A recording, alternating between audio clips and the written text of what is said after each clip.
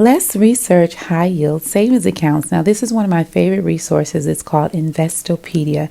Remember Investopedia and bookmark it because it's going to be your greatest resource throughout the length of this course. So we're going to go to Investopedia and put into the search HYSA, and let's start with Marcus, right? So I'm going to hit the little magnifying glass. Some of these are advertisements, but you see where it says savings account, Marcus savings account. Interest rates, March 2026. We're right on board. That's where we want to be. So we're going to go down and read. Guys, my eye went right to a 3.65 APY. That's a great annual percentage yield. You'll see some of the key features. I love the monthly service fee says none. No withdrawal limits. Take your time and research. Read this paper word for word, right? It's got pros and cons, and it'll explain the pros, explain the cons. Everything you need to learn about Marcus by Goldman Sachs is right here, right? Great resource. Take your time. Then let's see what else we can look for. Leave HYSA. Let's do SoFi. So SoFi is another one that we spoke about, right? Bring it up. I don't see one directly reviewing SoFi, but I do see if you scroll down the best high yield savings account rates for March 2026, and it's going to bring up an article with all different ones. Now, as you go through, remember, we're not getting sold. Don't see 5% and get excited. We want to make sure that we are choosing the best interest rate for us. Some of these say different things. This says 4% API, but it says up to. Red flag. We want to know what the up to is. So let's keep that word up to in our back pocket and let's keep scrolling. So I see some other ones. Marcus, we talked about that. Capital One, 3.30.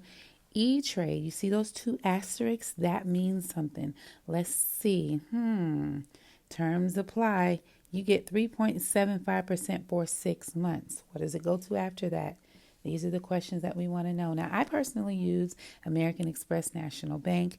It's 3.3%. I use it for my business.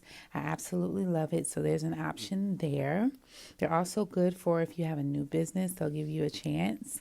But look at all the accounts. And again, this is all on Investopedia. Remember our declaration, right? We're getting more information. So let's go to SoFi's site directly, right? So I'm going to put in SoFi Bank in the Safari.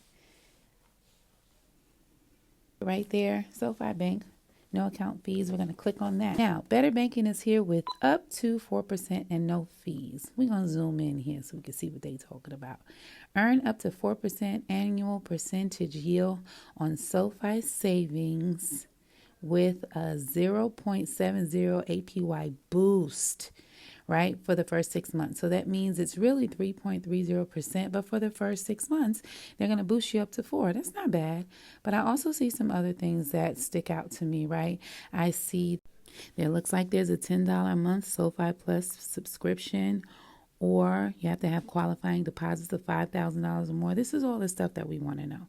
So you have to use that to make your own determination of whether it's best for you.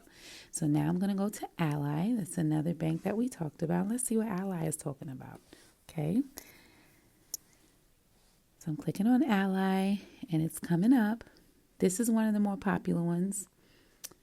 3.20. Okay, 3.20 is better than 0.001 that some of our current banks give, right? So I'm just going to go through and read and see what I like about the site. Automatically, what sticks out to me, I love where it says call 24/7. So for those of us that want to make sure we reach someone, that's an absolute must, that there's somebody that we can call. You can't always necessarily call these banks, right? But I want to put you guys on to something. ChatGPT.